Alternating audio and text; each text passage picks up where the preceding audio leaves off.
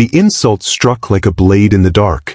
"Step aside, Grandma," the young lieutenant sneered, his voice dripping with mockery as he brushed past her in the crowded hangar. Every head turned. A few chuckled. Most looked away. And she, standing there in her plain mechanic's coveralls, grease smeared across her hands, hair tied back without ceremony, said nothing. She lowered her gaze, swallowed the sting, and let the words hang heavy in the charged silence of the room.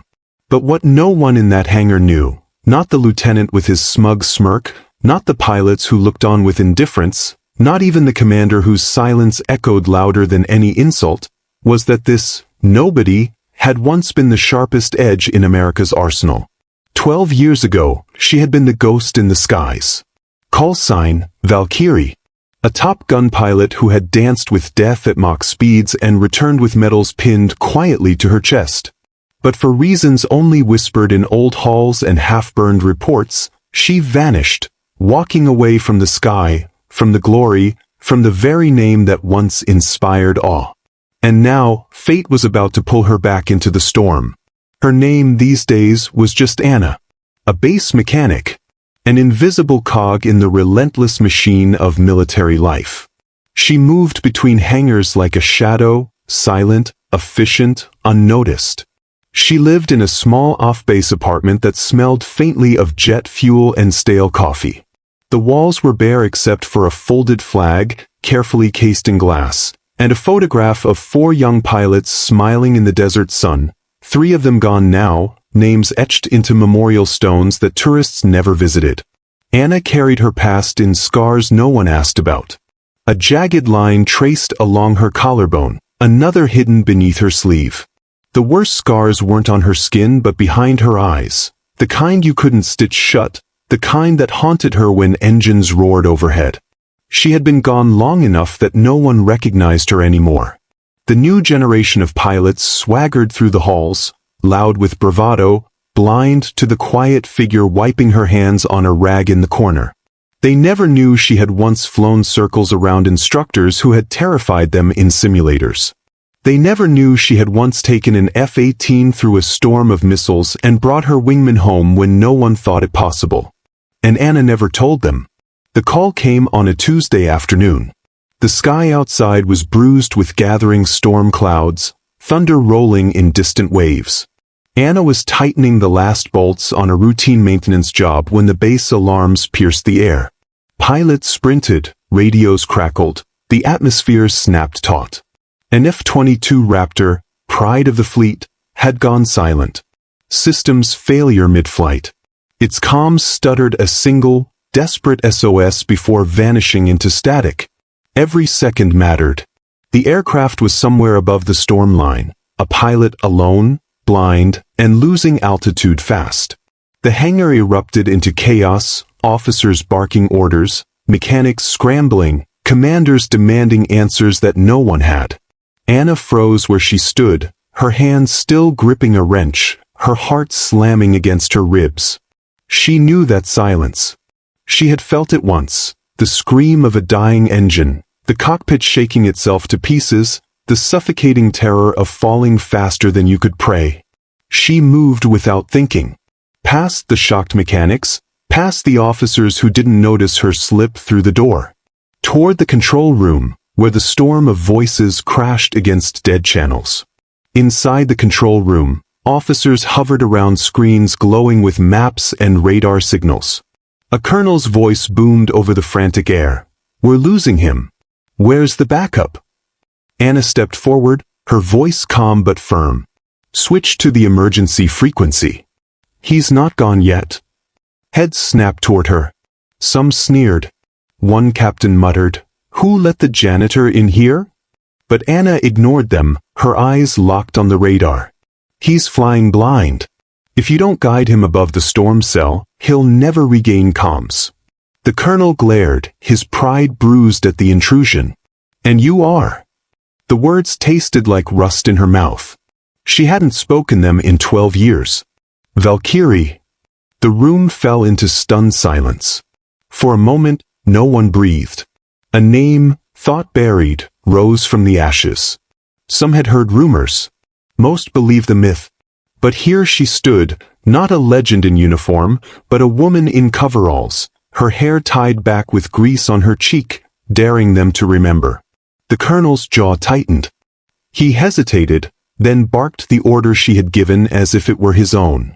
Technicians scrambled to switch frequencies. Static cleared. A broken voice crackled through. Raptor, Mayday, losing altitude. Anna closed her eyes. She could see it all without looking. The cockpit, the flickering screens, the stick trembling in the pilot's hand. She knew the fear clawing at his chest, the sweat slicking his gloves, the way every second stretched into eternity. "Climb," she whispered, and the pilot obeyed, unaware that the ghost of Valkyrie was pulling him back from the grave. As the F-22 steadied above the storm, memories Anna had buried deep clawed their way back. She was 27 again, streaking across enemy skies with missiles painting the night. She was pulling a friend's broken jet back from the brink, only to watch another vanish in fire. She was sitting in the debrief room, knuckles white, when the news came that 3 of her squadron would not return. The brass had called it victory. She had called it a betrayal. Medals had been pressed into her palm like coins to pay for silence. And when she realized the price of glory was burying her family in uniform, she walked away. But the sky never truly let her go. When the pilot's voice steadied, relief rippled through the room. Applause broke out. Officers congratulated themselves. But Anna remained still, her expression unreadable. She knew it wasn't over, not for the pilot still trembling in that cockpit, not for her. Then the colonel turned, his voice grudging but edged with respect. "Valkyrie, walk him home."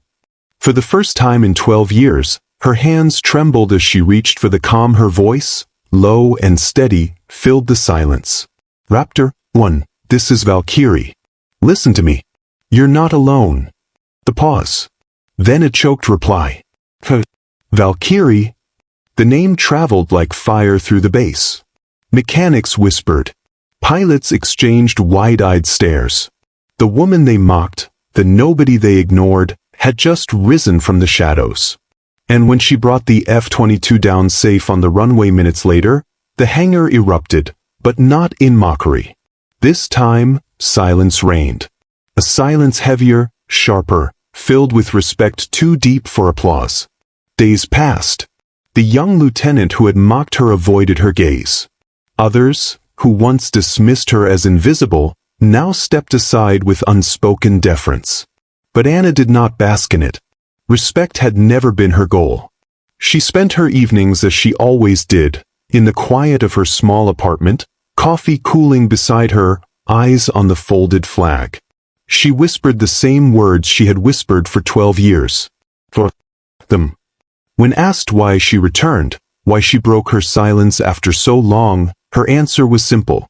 Because when the sky calls, you don't answer for yourself. You answer for everyone who can't. Her story left behind words that spread far beyond the base. True strength doesn't need a uniform. It's written in the scars we refuse to hide. Honor is not medals on a chest. It's standing up when silence is easier. When the sky calls, you don't answer for yourself. You answer for everyone who can't. Months later, at a memorial flight honoring fallen pilots, Anna stood among rows of uniforms. She wore none. But when her name was spoken, Valkyrie, the entire crowd rose in silent respect. No applause. No cheers. Just silence, deep and unbroken, the kind that speaks louder than thunder. And for the first time in 12 years, she lifted her chin and let the sky see her again. Silent heroes walk among us every day. They carry scars we never see, sacrifices we never honor, battles we never thank them for. Anna's story reminds us that true greatness does not demand recognition. It moves quietly, unseen, until the moment it's needed most. Wherever you're watching from, take a moment to honor those silent heroes in your own life. The ones who carry unseen burdens so the rest of us can stand free. And if this story moved you, share your thoughts below. Tell us where you're watching from. Subscribe for more stories that honor those who fight battles we'll never see, and who remind us that silence can be the loudest kind of strength.